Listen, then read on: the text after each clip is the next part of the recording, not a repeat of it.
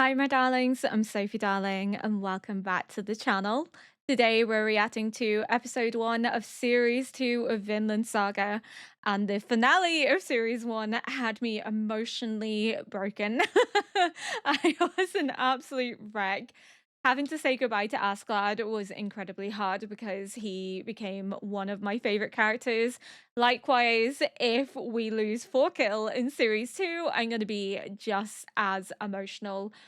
We left off with Thorfinn on a boat with other people dressed in sort of white slave garbs. I'm not quite sure if that is insinuating that maybe Canute had him taken away as a slave because Canute kind of couldn't look at him in the eye, almost as if he's ashamed. But whatever he sentenced him to still gives Thorfinn the chance to live because he lashed out at Canute, he lashed out at the prince. It's treason. He's lucky that he wasn't executed. So even though Canute may do something that he's not necessarily proud of, it could be with the purpose of saving his life in the long run. So we will see how that progresses. It also gives him the opportunity to potentially go back home. I think series 2 is going to be Thorfinn wrestling with his emotions and the lingering words of Askeladd of "you haven't thought about what would happen after I actually died." Whether he killed him or not, he didn't think about what he would do next. It's always been about killing Askeladd. That's been his only goal since his father died for the last 11 years, and he's never thought about the what next. So now Askeladd is gone, there's this hole. He's not healed like he thought he would be. And I've been saying this time and time again. He thinks that he's going to suddenly be okay once Askeladd is gone. But of course he's not, because Askeladd was also a father figure to him in a weird way, because he also is the reason his dad died. But for 11 years, he raised him essentially. He allowed him to band with them. He could have killed him at any time. He could have taken the duels more seriously and caused him grievous harm. He never did. He trusted Thorfinn as much as he trusted Bjorn. There was a father-son dynamic there. He mentored him, he tried to teach him valuable lessons, and even at the end, his final thoughts were making sure that Thorfinn was safe, telling Thorfinn to back away, to not get involved, because he didn't want Thorfinn to get hurt. He didn't want Thorfinn to be associated with what he was doing. And he's still trying to make Thorfinn see that the path he's gone down is a destructive one, that he needs to turn away from it now and find new purpose, new hope, and a brighter future. He needs to travel to the lands that his father never got to visit to become a true warrior in a way that his father never fully achieved. His father was in the process of trying to be this idea of a true warrior, but even his father wasn't able to actually achieve that because he died before he could. So this idea of him becoming a true warrior is achieving something that even his father could not obtain. So hopefully we see Thorfinn begin to heal, come to terms with his trauma. I think series 2 is going to deal with that emotional conflict, that wrestling with the loss, but also everything he's gone through, the violence he's seen, the violence he's had to commit, and trying to find a way forward, trying to find a better future for himself, which is not easy after everything he's gone through. But I feel like that's the only direction series 2 can really go in, is having Thorfinn go on another journey of sorts to heal himself. We've seen series 1, which is classed as the prologue, hence why episode 24 is the end of the prologue. So we have seen Thorfinn's anger, his rage, this cycle that he constantly falls back into, this hot-headedness, this stubbornness, this refusal to see anything beyond the need for revenge, and this bizarre hatred but also love for Askeladd. Whereas now, with the dropping of the dagger and the symbolism attached to that of giving up this cycle, of giving up this journey of revenge because Askeladd is gone, there is no need for him to continue clinging on to this dagger. This dagger is a weight on him, it's a burden rather than it is a help, because it reminds him of his father, but also reminds him of his mission not being successful, that he hasn't completed what he set out to do. But with that dropping and him no longer having this goal to pursue, he is in a sense free to redefine himself and redefine his destiny. So I think that's what series 2 will delve into, is seeing how Thorfinn will figure out the direction he wants to go in and to redefine his own life and to strike out on new adventures. Hopefully he does reunite with his mom and his sister, but that's also going to open a whole can of worms in terms of he's not really going to recognize them because he's been away for so long, but they're also not going to recognize him. So it's going to be an interesting sort of dynamic between them. But without further ado, we're going to get into episode 1. Ristu í líkamann, ristu í sjó.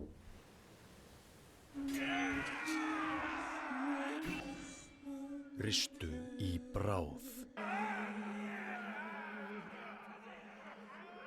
Interesting repetition of carve it. Wow, okay. Ristu minni í mig.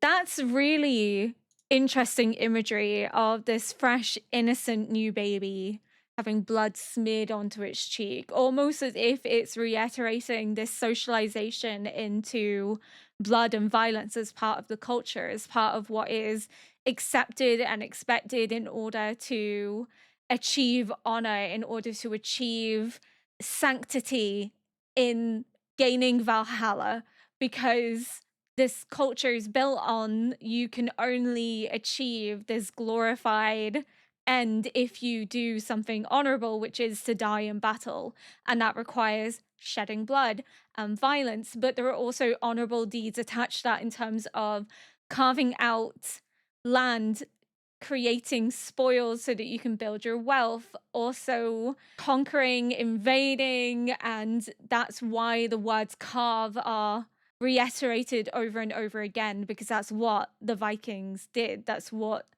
they were known for, is carving their place into history through the lands they invaded, through the slaves they transported all over the world, through the battles that they fought, the lands that they conquered.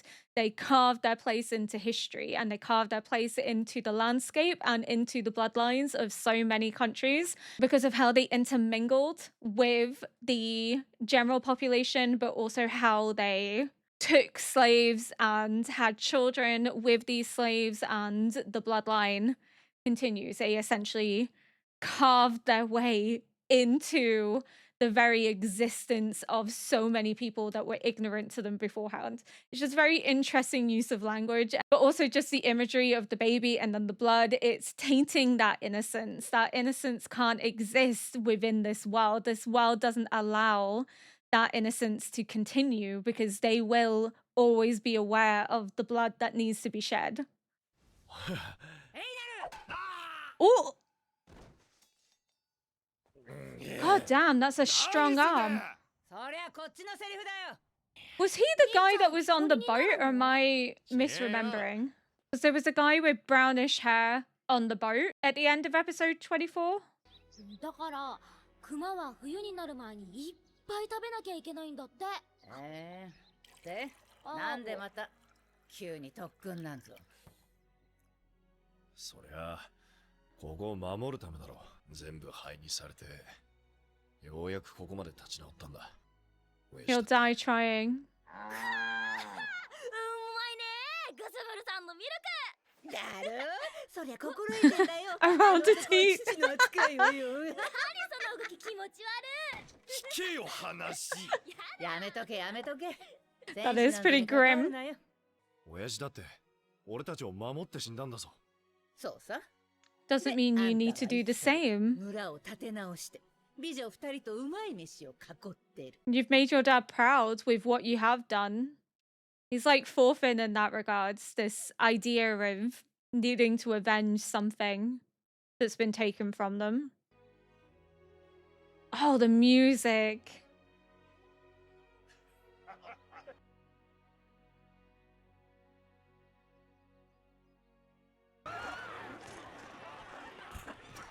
all comes tumbling down. Just after they rebuilt it as well. 何も考えずにまっすぐ走ればいい。 She's going to try and 兄ちゃんも delay 母ちゃんも一緒だ。 so she can make sure her kids get out safely. She's going to sacrifice herself in the process. She's telling them to run and not look back. So if it comes to it, I think she's going to try and hold them off so her kids can be safe. Just like any mother would do.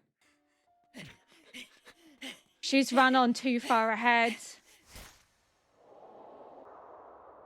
Oh, God.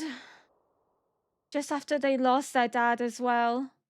She's going to tell him to keep running. いいか起こす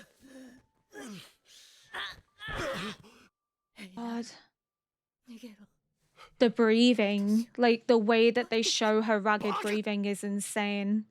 いいから頑張って立ってくれよ It really pulls you into the moment.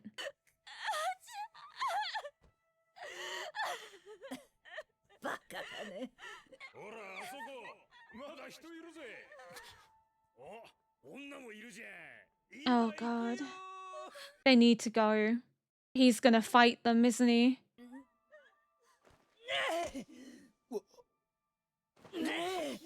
Get your sister out of here. ロタと早く生きてあ生きてさえいれば You can rebuild. You can't rebuild if you're gone. I'm trying not to cry. What an emotional first episode, damn. Get up, take your sister. I feel like he's not gonna listen, he's gonna fight こい them. つらなんで逃げねえのロタロタを離せ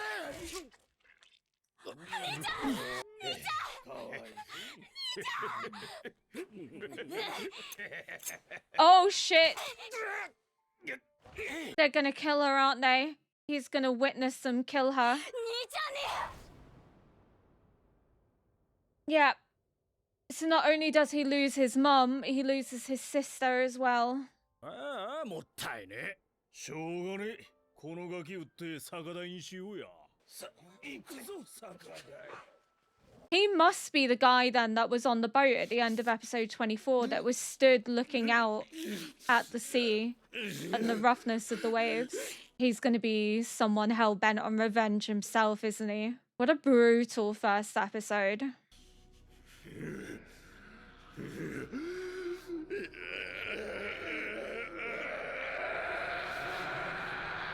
どうだ Not good. ダメだなこりゃ By mover, are they just going to toss her overboard? They are, aren't they? They're just going to dump her.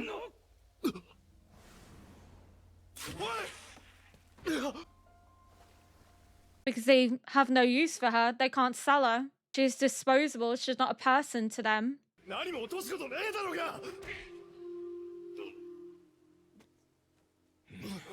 よし荒れてねえなお前らには大枚はたいてんだ許可もなく病気になんざなるんじゃねえ As if it's that easy. So they paid money for them. They had no use for her. They also wouldn't be able to sell her on. So they just discarded of her as if she was nothing.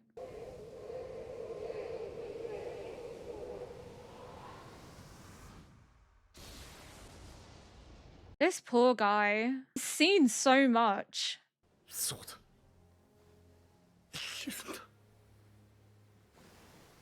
You have to live, to rebuild, to strike out. 隅々までよく洗うんだ特に頭互いのしらみを取ってやれどうだなこんなもんで。髪はよしもう少し若く見える化粧を頼む So she looks a little younger. She was young enough. She was pretty much a teenager. Creep. またまたうち以上はありませんよ He's gonna run. I don't know if he'll get far. 逃げて生き延びればまた It's almost like what Thorfinn says, stay and be a slave all your life or take a risk and run. It's almost mirroring Thorfinn in terms of ようエイナル surviving as ま much as he だわ can. からねえようだな That desperation to survive and live and push forward. どうあがこうが帰れるもんじゃねえそしてもちろんお前らの逃亡を助けるやつもいねえいい主人に買われて一生懸命使えるんだ逃げて小じきになるよりもずっといい飯を食わしてもらえるわかったなエイナル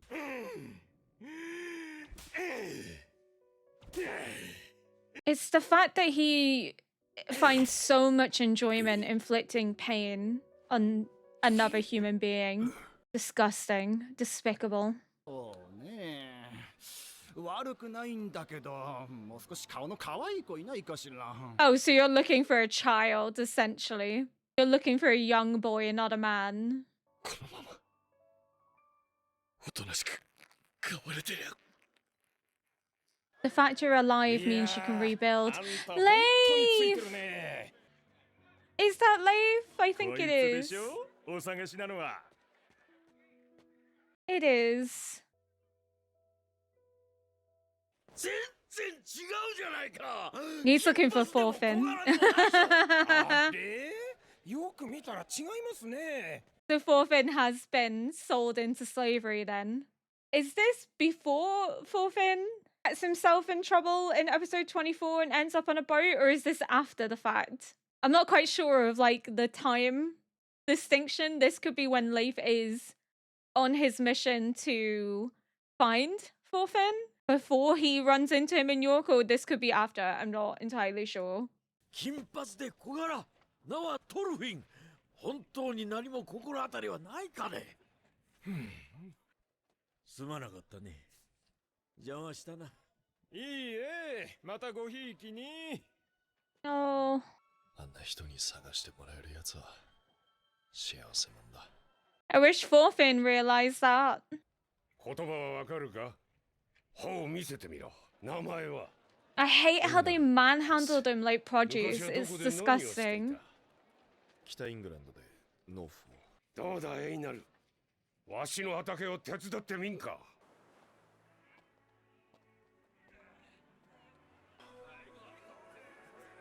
エイナルこっちだ I don't want to jump the gun, but he seems quite nice. 紹介は晩飯時にしてやろうはい。 What if Thorfinn's here? まずはわしの農場を見ておけ Oh, wow. Bountiful.